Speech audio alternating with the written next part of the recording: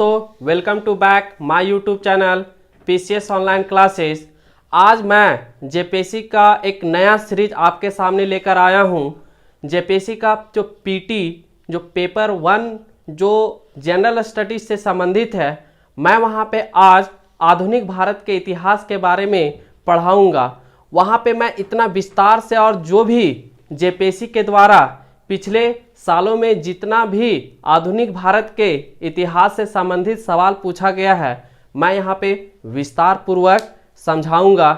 दोस्तों, अगर आप लोगों में से अगर कोई नया है, आप अगर आधुनिक भारत के इतिहास से संबंधित वीडियो को, क्लासेस को अच्छे तरीके से समझना चाहते हैं तो इस चैनल को सब्सक्राइब करें, ताकि मैं आधुनिक भारत से संबंधित अगर कोई वीडियो बनाऊं तो आपके पास इसका नोटिफिकेशन सीधे पहुंच जाए और आप इस वीडियो को सबसे पहले देख सके। अभी जैसे हम लोग जानते हैं कि आधुनिक भारत के इतिहास से आज के कॉम्पिटिटिव एग्जाम में बहुत सारे सवाल पूछे जाते हैं। इस प्रकार के सवाल को हैंडल करने के लिए हमें विस्तार पूर्वक कोई भी चैप्टर को पढ़ना पड़ता है। वहाँ पे आधुनिक भारत का इतिहास से इतने सारे सवाल पूछे जाते हैं। एक तो ऑब्जेक्टिव टाइप से, एक फैक्चुअल पूछा जाता है, एक सब्जेक्टिव पूछा जाता है। बहुत सारे ऐसे प्रश्न हैं। जैसे अगर जेपीएससी के मद्देनजर देखें तो पिछले साल जो 2016 में पिछली बार जो पूछा गया था क्वेश्चन, वहाँ से लगभग 10 क्वेश्चन, भले ही यूपीएससी जो जेपीएससी है, जेपीएससी में जो वहाँ पे बताया गया कि हम आपसे 15 क्वेश्चन है से पूछेंगे। 15 क्वेश्चन पूछेंगे। 5 क्वेश्चन पूछा जाएगा एंशिएंट इंडिया से, 5 क्वेश्चन एंशिएंट इंडिया से, जिसे हम हिंदी में प्राचीन भारत का इतिहास कहते हैं।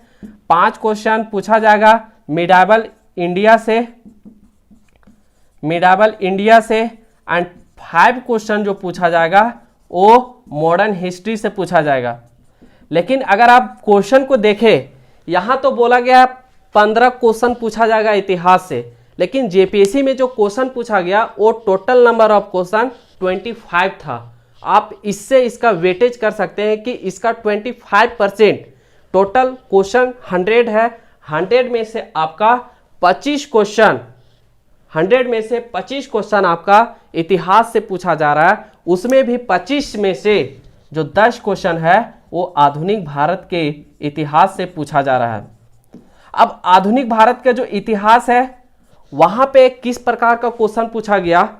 यहाँ पे क्वेश्चन पूछा गया पलासी के युद्ध से संबंधित, रिंग फेंस की जो नीति 1772 में वारेन हेस्टिंग्स ने जो उसका है से प्रतिपादन किया था, वो है से वहां से पूछा गया। तो इस प्रकार से हम लोग देखेंगे कि वहां पे किस तरह का क्वेश्चन पूछा और उन सारे क्वेश्चन को हम लोग डील करेंगे। और इससे संबंधित जो 2016 में पूछा गया है आधुनिक भारत से इतिहास से संबंधित क्वेश्चन, मैं उसका पीडीएफ डिस्क्रिप्शन लिंक में है से प्रोवाइड करूंगा। आप वहां पे जाके देख सकते हैं कि किस प्रकार का क्वेश्चन आधुनिक भारत के इतिहास से पूछा गया है। दोस्तों, जैसा कि हम सभी जानते हैं, इतिहास को हम लोग मुख्यतः 3 भागों में बांटते हैं। पहला एंशिएंट इंडिया, जिसे हम प्राचीन भारत का इतिहास कहते हैं। दूसरा मिडाइवल इंडिया, जिसे हम मध्यकालीन भारत कहते हैं। और तीसरा मॉडर्न हिस्ट्री। तो जब हम आधुनिक भारत का इतिहास, मैं यहाँ पे आप लोगों को सबसे पहले आधुनिक भारत का इतिहास पढ़ाऊंगा। आधुनिक भारत का इतिहास इसलिए क्योंकि अभी आने वाले समय में जितना भी कॉम्पिटिटिव एग्जाम है, आरआरबी, एनटीपीसी है, रेलवे है, इसमें आपको हर एक तरीके से ये काम करेगा। जब हम आधुनिक भारत का इतिहास पढ़ते हैं तो सबसे पहला सवाल हमारे सामने यही आता है कि इसका एक उचित कालखंड क्या है, इसका कालखंड हम कहां से माप करें। तो बहुत सारे इतिहासकारों का मानना है कि जब यहाँ पे मुगल एरा का खत्म हुआ, मुगल एरा का जो शासन है यहाँ पे खत्म हुआ और यूरोपियों का आगमन भारत में हुआ। विद्वान इस बात को मानते हैं कि जब यहाँ पे यूरोपियों का आगमन हुआ, तब से आधुनिक भारत की यहाँ पे है से आधुनिक भारत को संज्ञा दी जाती है। जब यहाँ पे हम लोग का आज का टॉपिक है भारत में यूरोपियों का आगमन। अब यहाँ पे सवाल उठता है कि जब हम इस चीज़ का पढ़ते हैं कि यहाँ पे भारत में यूरोपियों का आगमन आखिर क्यों हुआ। ऐसा कहा जाता है कि भारत की पहली खोज 1498 में वास्को डी गामा ने किया। हम लोग इस चीज़ को पढ़ेंगे कि क्या भारत पहली बार है से दुनिया के फलक में आया, क्या भारत को पहली बार दूसरे देशों के लोग जाने। हम लोग इसको विस्तार पूर्वक पढ़ेंगे। अब यहाँ पे है से अब पहला क्वेश्चन ये पूछता है कि भारत में आखिर यूरोपियों का आगमन क्यों हुआ, इसकी पृष्ठभूमि क्या थे। तो इसमें 2-3 कारण सबसे महत्वपूर्ण है। जब भारत में यूरोपियों का आगमन हुआ तो ऐसा माना जाता है कि यूरोपीय, हम लोग जानते हैं भौगोलिक दृष्टि से यूरोप एक ठंडा प्रदेश में अवस्थित है। पहले क्या होता था कि पहले जो यूरोपीय हैं, यूरोप में जो व्यापार होता था, यूरोप में व्यापार किस प्रकार का होता था। यूरोप में व्यापार मसाला का होता था। मसाला का वहाँ पे सबसे ज़्यादा खपत होता है ठंडा प्रदेश में, क्योंकि उन्हें मसाला से क्या मिलता है, गर्मी मिलता है और उसे हीट वहाँ पे प्रोवाइड करता है। तो पहले जो यूरोपियन थे वो भारत से प्रत्यक्ष रूप से डायरेक्ट व्यापार नहीं करते थे। वो पहले यूरोपीय जो हैं वो भारत से पहले डायरेक्ट व्यापार ट्रेड नहीं किया करते थे। वे क्या करते थे कि उस समय जो अरब व्यापारी होते थे, आज का अरब हम लोग सभी जानते हैं, आज का अरब देश कौन होता था। आज का जो अरब देश है, आज का ईरान, आज का अफगानिस्तान, आज का जो सऊदी अरब है, ये सभी अरब देश के अंतर्गत माने जाते हैं। तो जो इंडिया जो है, यहाँ पे अगर हम देखें, ये हम लोग का इंडिया है, ये इंडिया है। तो इंडिया जो है ये यहाँ पे इस तरह से था। तो ये जो है से यहाँ पे इस तरह से जो इंडिया है, यहाँ पे जो अरब देश है, अरब देश क्या करता था कि अरब देश यहाँ पे है से अरब देश के व्यापारी यहाँ पे आके व्यापार करते थे। तो व्यापार क्या होता था, व्यापार किन प्रकार का चीज़ों का होता था। हम सभी जानते हैं कि भारत को पहले क्या जाना जाता था, सोने की चिड़िया का देश माना जाता था। सोने की चिड़िया का देश क्यों माना जाता था, क्योंकि भारत का जो व्यापार है वो बहुत ही उत्तम किस्म का था। वस्तुएं होती थी, किस प्रकार की होती थी व्यापार में वस्तुएं, रेशम की कपड़े होती थी। दूसरा, वहाँ पे जो व्यापार जो मसाले होते थे, चाहे वो काली मिर्च हो, चाहे वो और किसी भी प्रकार का मसाला हो, वो सारे चीज़ों का व्यापार यूरोपियन जो अरब व्यापारी है वो यूरोपियन को देता था। अब जैसे यूरोपियन है से अरब व्यापारी से जब इस तरह का माल खरीदता था तो उन लोगों ने देखा, उस समय एक कंट्री हुआ करती थी वेनिस। इटली हम सभी जानते हैं, इटली की राजधानी कहाँ है, इटली की राजधानी रोम है। इटली में एक राज्य था जिसको हम लोग वेनिस के नाम जानते हैं, वेनिस के नाम से जानते हैं। तो क्या करता था कि ये जो अरब व्यापारी है, अरब व्यापारी जो है से वो जाके यहाँ पे वेनिस के जो व्यापारी हैं इनको है से ये बेचता था। अब वेनिस के व्यापारी क्या करते थे, वेनिस के व्यापारी जो यूरोप के अन्य क्षेत्र हैं, यूरोप के अन्य क्षेत्र मतलब फ्रांस, ब्रिटेन, जर्मनी, हॉलैंड, जितना भी यूरोपियन देश है सभी में ये जाके वेनिस के व्यापारी व्यापार क्या करते थे।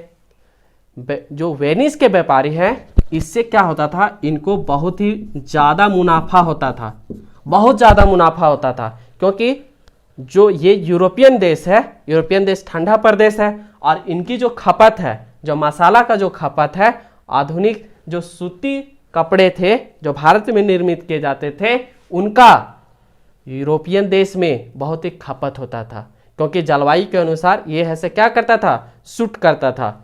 अब जब इन लोगों ने देखा, इन लोगों ने मतलब ब्रिटेन के लोगों ने देखा, पुर्तगाल के लोगों ने देखा, डच के लोगों ने देखा कि वेनिस के व्यापारी भारत के व्यापार से बहुत ही मुनाफा कमा रहे हैं, बेनिफिट कमा रहे हैं, प्रॉफिट कमा रहे हैं। तो ये लोग सोचे कि अरब के जो व्यापारी है हम उनसे क्यों लें, क्यों ना हम भारत में डायरेक्ट जाके वहीं से सामान को हम क्या करें, इंपोर्ट करें और डायरेक्ट हम खुद बेचें, इससे तो और मुनाफा होगा। इसी सोच से प्रेरित होकर उन लोग जो यूरोपियन लोग थे वो ऐसे देखें कि भारत जो भारत में है, भारत की जो है भारत की ओर चल पड़े। अब सवाल यहाँ पे उठता है कि क्या जो भारत है, क्या भारत की जो खोज है वो पहली बार की गई? नहीं, ऐसा नहीं है। भारत का जो संबंध है वो सदियों पुराना रहा है, ऐतिहासिक संबंध रहा यूरोपियन देश के साथ। जब हम लोग अब प्राचीन भारत का इतिहास में हम लोग देखते हैं कि किस प्रकार से हड़प्पा सभ्यता का संबंध, मेसोपोटामिया जो सभ्यता है, जो मिस्र की सभ्यता है, किस प्रकार से उनके साथ ऐसे व्यापारिक संबंध रहा है। तो इस प्रकार से उनका जो संबंध था वो स्थलीय भाग से रहा था। ये जो स्थलीय भाग है वो लैंड से है से इसका संबंध रहा था। जो सी से है, सी से इनका जो है से संबंध बहुत कम ही होता था, मतलब व्यापार का जो है आयात या निर्यात बहुत कम होता था। तो इस प्रकार से जब देखा कि यूरोपियन व्यापारी यहां से अरब से लेकर बहुत फायदा कमा रहे हैं व्यापार में, तो इन लोगों ने सोचा कि क्यों ना हम लोग डायरेक्ट व्यापार करें भारत के साथ। तो किस प्रकार का व्यापार करते थे, किन चीज़ों की व्यापार करते थे? सूती कपड़ा का व्यापार करते थे, दूसरा मसाला का व्यापार करते थे। तो इस तरह से वहाँ के जो शासक हुआ करते थे, जो यूरोपियन देश होते थे, वो अपने लोगों को प्रोत्साहित करते थे कि आप जाओ भारत और वहाँ पे है से वहाँ का जो सामान है आप डायरेक्ट है से वहाँ पे खोज के वहाँ पे लाओ और है से उसको है से हम लोग यहाँ पे बेचेंगे, और इससे बेचेंगे तो क्या होगा? मुनाफा ज़्यादा होगा। तो इसी दिशा में सबसे पहले बहुत सारे देशों ने प्रयास किया, अपने लोगों को भेजा कि जाइए आप भारत में जाइए, भारत की तलाश कीजिए, वहाँ पे किस प्रकार का व्यापार होता है, वहाँ की चीज़ों को आप यहाँ पे लाइए और इसको बेचिए। तो इसी क्रम में सबसे पहले जो भारत में जो यूरोपियों का आगमन, जिसे पूछा जा सकता है जब आप अगर किसी विषय का खास करके जो पीसीएस जो जेपीएससी है, जेपीएससी का अगर आप मेंस लिखेंगे वहाँ पे देखेंगे कि हाँ पूछा जा सकता है कि भारत में यूरोपीय का जो आगमन है वो किस पृष्ठभूमि में हुआ। ऐसे तो कोई आएगा नहीं जब तक उसका कोई रीजन नहीं है, जब तक वो आने का उसका उद्देश्य नहीं है कि हम क्यों जाएं। तो इस प्रकार से ये था पहला कि इससे जो भारत के साथ जो व्यापार है जो वो है से उसमें बढ़ोतरी होगी, एक मुनाफा के उद्देश्य से इन लोग आया। तो सबसे पहले इसी दिशा में जो पहला का जो काम किए थे पुर्तगाली ईस्ट इंडिया कंपनी। तो हम लोग यहाँ देखेंगे कि किस प्रकार से क्वेश्चन पूछा जा सकता है, सीक्वेंस में पूछा जा सकता है कि किस प्रकार से है से यहाँ पे जो क्वेश्चन पूछा गया था कि पहला जो कौन सबसे पहले आया, कालखंड में पूछा जा सकता है कि यहाँ पे जो है कि पहला जो है पुर्तगाली ईस्ट इंडिया कंपनी आया, दूसरा अंग्रेजी ईस्ट इंडिया कंपनी आया। पुर्तगाली ईस्ट इंडिया कंपनी कब आए? 1498 में। दूसरा अंग्रेजी ईस्ट इंडिया कंपनी कब आए? 1600 ईस्वी में। डच ईस्ट इंडिया कंपनी कब आए? 1602 ईस्वी में। डेनिश ईस्ट इंडिया कंपनी 1616 ईस्वी में। फ्रांसीसी ईस्ट इंडिया कंपनी 1664 ईस्वी में। स्वीडिश ईस्ट इंडिया कंपनी 1731 ईस्वी में यहाँ पे आए थे। तो अब जैसे यहाँ पे इसमें जो भारत के जो यूरोपीय में जो आगमन है इसमें बस हम लोगों को केवल इससे संबंधित ये है से कब आए, कौन कौन सा महत्वपूर्ण व्यक्ति आए, हमें बस इसी प्रकार की है से जानकारी रखना जरूरी है। जब जैसे क्वेश्चन किस प्रकार का पूछा जा सकता है कि निम्न में से सबसे पहले कौन आया था, कालखंड के अनुसार इसे है से सजाइए। तो सबसे पहले पुर्तगाली ईस्ट इंडिया कंपनी 1498। जब पुर्तगाली ईस्ट इंडिया कंपनी यहाँ पे आया तो यहाँ पे एक व्यक्ति थे जिनका नाम था Vasco D gamma. Vasco D gamma 1498 में पहली बार, वास्को डी गामा 1498 में, आप सभी डेट याद रखिए, 1498 ईस्वी में भारत में पहली बार कालीकट में पहुंचे। कब पहुंचे? यहाँ पे जो है कालीकट, कालीकट कहाँ पे है? केरला में है। तो इस प्रकार से अब इनको कहा जाता है कि इन्होंने भारत की खोज की। कि भारत की खोज किसने की? तो हमेशा पूछा जाता है, ये जीके में भी क्वेश्चन पूछा जाता है, हमारा कॉम्पिटिटिव एग्जामिनेशन में है से इस तरह का क्वेश्चन पूछा जाता है कि भारत की खोज किसने की, वास्को डी गामा। तो वास्तव में क्या भारत कहीं पे ऐसे, क्या ये ऐसे भुला गया था? क्या भारत को ऐसे पहली बार ऐसे इसको खोजा गया था? नहीं। जैसा कि मैंने पहले बताया कि इनका जो समुद्र से रिलेशन जो था, समुद्र से, सी से जो इनका व्यापार का एक्टिविटी था वो बहुत कम था। लैंड से, जो स्थलीय भाग से है, स्थलीय भाग से इनका व्यापार होता था। जैसा इसका साथ हड़प्पा सभ्यता से मिलता है कि इनका जो व्यापार अन्य यूरोपीय देशों से था। चूंकि इसने सी रूट से खोजा तो इसे ऐसे कह दिया गया कि इसने भारत की खोज की। तो पुर्तगाली ईस्ट इंडिया कंपनी, जो पुर्तगाली ईस्ट इंडिया कंपनी 1498 ईस्वी में भारत में आई, तो इसको याद रखिए कब हुआ, 1498 ईस्वी में। कौन आए सबसे पहले? तो ये है से वास्को डी गामा आए। और एक और इम्पॉर्टेंट टॉपिक है इसमें कि इनका जो पुर्तगाल का जो है से, पुर्तगाल का जो पहला गवर्नर है, पुर्तगाल का पहला गवर्नर है वो कौन थे? वो है से अल्मेड़ा थे, अल्मेड़ा थे। तो बस इसमें है से क्या करना है, जब हम लोग पढ़ेंगे कि बस एक दो इससे जो सवाल पूछा जाता है बस यही पूछा जाता है कि सबसे इनकी स्थापना कब हुआ, कब आए ये। तो इस तरह का है से जब हम लोग अंग्रेजी ईस्ट इंडिया कंपनी के बारे में पढ़ेंगे तो उनके बारे में हम लोग पढ़ेंगे कि किस प्रकार से इनका स्थापना हुआ, कौन कौन के लोगों के साथ है से इनका युद्ध हुआ। तो यहाँ पे है से लास्ट में क्या होता है कि भले ही बहुत सारे यूरोपियन कंपनी भारत में व्यापार करने के लिए आए, लेकिन अंततः दो सबसे मुख्य प्रतिद्वंदी हुए। कौन कौन हुए? फ्रांसीसी ईस्ट इंडिया कंपनी हुआ और अंग्रेजी ईस्ट इंडिया कंपनी हुआ। और अंततः अंग्रेजी ईस्ट इंडिया कंपनी जो है अपनी स्ट्रैटेजी के साथ, अपनी एक सफल रणनीति के साथ, उनका एक कुशल नेतृत्व था, उसके कारण अंग्रेजी ईस्ट इंडिया कंपनी ने फ्रांसीसी ईस्ट इंडिया कंपनी को हरा दिया। और अंततः क्या हुआ, हम लोग फाइनली देखते हैं कि जो अंग्रेजी ईस्ट इंडिया कंपनी है वो भारत में अपना कब्जा स्थापित कर लेती है।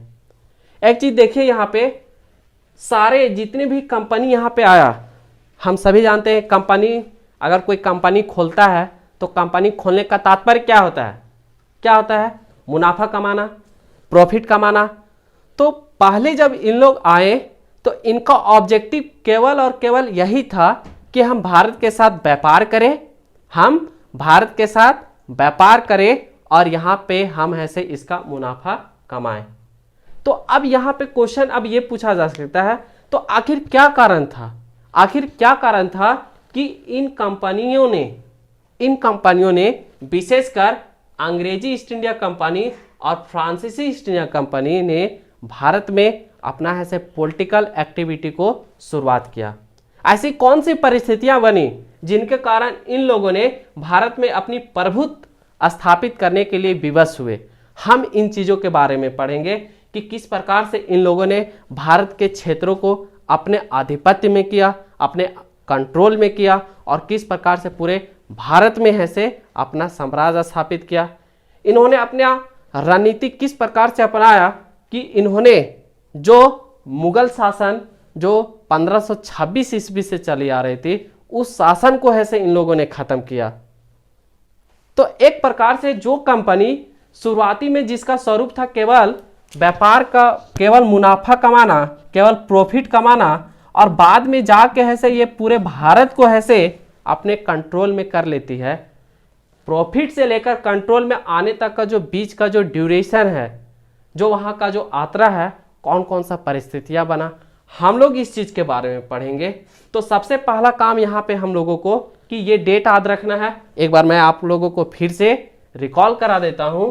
पुर्तगाली ईस्ट इंडिया कंपनी 1498 ईस्वी में आई, अंग्रेजी ईस्ट इंडिया कंपनी 1600 ईस्वी में आई, डच ईस्ट इंडिया कंपनी 1602 ईस्वी में आई, डेनिश ईस्ट इंडिया कंपनी 1616 ईस्वी में आई, फ्रांसीसी ईस्ट इंडिया कंपनी 1664 ईस्वी में आई और स्वीडिश ईस्ट इंडिया कंपनी 1731 ईस्वी में आई।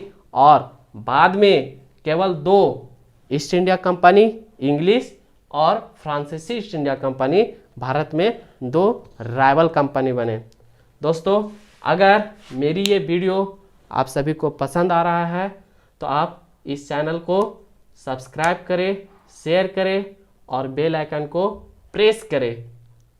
तो दोस्तों, अब हम लोग आगे बढ़ते हैं कि जब इन सारे कंपनियों का यहाँ पे आगमन हुआ और आपस में इन लोगों ने आपस में प्रतिद्वंदी किया, बाद में है से ईस्ट इंडिया कंपनी जो इंग्लिश थी वो बाद में अपनी सर्वोच्चता, अपनी जो सुप्रीमेसी है वो भारत में है से कायम की। अब यहाँ पे हम लोग देखेंगे कि जब कायम की तो अब यहाँ पे जो वास्तव में जो आधुनिक भारत का जो कालखंड जो है वो बैटल ऑफ प्लासी के साथ स्टार्ट होता है। बैटल ऑफ प्लासी के साथ हम सभी को पता है जो प्लासी का युद्ध है, प्लासी का युद्ध 1757 ईस्वी में हुआ और वहीं से है से पूरा जो है से कॉम्पिटिटिव एग्जाम में है आधुनिक भारत से रिलेटेड सारे सवाल पूछते हैं। मैं आप लोगों को एक जो जेपीएससी के द्वारा क्वेश्चन पूछा गया था 2016 में, मैं उसको एक बार आपके सामने बताना चाहता हूं कि किस प्रकार का क्वेश्चन वहां पे पूछा गया था आधुनिक भारत के इतिहास से संबंधित। रिंग फेंस नीति का संबंध इनमें से किससे है? रिंग फेंस नीति का संबंध इनमें से किससे है? ऑप्शन दिया था A Henry Lawrence, B Dalhousie, C Warren Hastings, D Lord Clive. तो देखिए दोस्तों, यहाँ पे क्वेश्चन क्या पूछा कि रिंग फेंस की नीति मतलब कि एक तो इससे ये पता चला कि जो गवर्नर जनरल से संबंधित जितना भी इशू है, जितने भी गवर्नर जनरल हुए और वे अपने कार्यकाल में कौन कौन सा महत्वपूर्ण डिसीजन लिए, वो है से उससे सवाल पूछा जा सकता है वहाँ पे, क्योंकि ये पूछा गया है तो इससे सवाल है से पूछा जा सकता है। दूसरा क्वेश्चन पूछा है the ease of constant act किस वर्ष पारित हुआ? 1856, 1891, 1881, 1905। लेकिन एक चीज़ यहाँ पे है कि हम लोग देखें कि जो छठा जेपीएससी में जितने भी सवाल पूछे गए पूरी तरह से फैक्चुअल सवाल थे। तो अब यहाँ पे मेरा यहाँ पे बताने का जो ध्येय है, जो उद्देश्य है, दोनों रहेगा। पहला तो फैक्चुअल रहेगा और दूसरा सब्जेक्टिव, क्योंकि हम लोगों को दोनों तरीके से तैयार होना है। एक तो फैक्चुअल तरीके से तैयार होना है, दूसरा सब्जेक्टिव तरीके से तैयार होना, क्योंकि क्वेश्चन किसी भी फॉर्म में आ सकता है। तो इसलिए है से आधुनिक भारत से संबंधित जितने भी टॉपिक हैं, जो भी इम्पोर्टेंट टॉपिक है, मैं उन्हें फैक्चुअल के साथ साथ जो सब्जेक्टिव होता है, क्यों हुआ, कैसे हुआ, मैं पूरे विस्तार से बताऊंगा। तो इस तरह से क्वेश्चन जो पूछा गया कि हाँ, नेक्स्ट क्वेश्चन कि ब्रिटिश संसद के सदस्य के रूप में चुने जाने वाले प्रथम भारतीय थे। तो इससे एक पता चल रहा है कि एक तो फैक्चुअल पूछा जा रहा है, तो अगर जो 7वीं से लेकर 10वीं जेपीएससी में जो आ रही है उसमें हम लोगों को केवल यहीं पे रिलाई नहीं करना है, हम लोगों को दोनों तरीके से तैयार होना पड़ेगा। और मैं इस विशेष ऑनलाइन क्लास के द्वारा जितना भी टॉपिक गहराई से डीपली हो सकता है मैं यहाँ पे बताने का कोशिश करूँगा। और इसके लिए अगर आप अभी तक जो नए व्यूअर हैं, अगर इस वीडियो को और इस चैनल को सब्सक्राइब नहीं किए हैं तो उस चैनल को सब्सक्राइब करें और इससे संबंधित जितना भी वीडियो अपलोड किया जाता है सबसे पहले आपके पास पहुंचेगा और इस वीडियो को देखकर आप अवेल कर सकते हैं।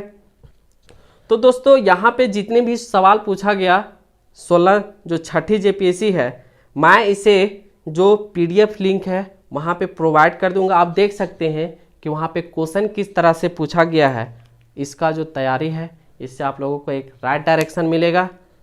तो आज हम लोगों ने पढ़ा भारत में यूरोपियों का आगमन, क्योंकि मैं यहाँ पे जो सेगमेंट बाय सेगमेंट बताने का कोशिश किया हूँ कि भारत में सबसे पहले है से यूरोपियों का आगमन जो हुआ वो कौन कौन सबसे पहले आए, उनका कालखंड क्या था। तो दोस्तों, आज का जो क्लास है यहीं तक रहेगा और अगर ये वीडियो आप सभी को पसंद आया हो तो इस चैनल को सब्सक्राइब करें, शेयर करें और बेल आइकन को प्रेस करें। एक बार फिर से इस वीडियो को देखने के लिए आप सभी को जोहार, नमस्कार।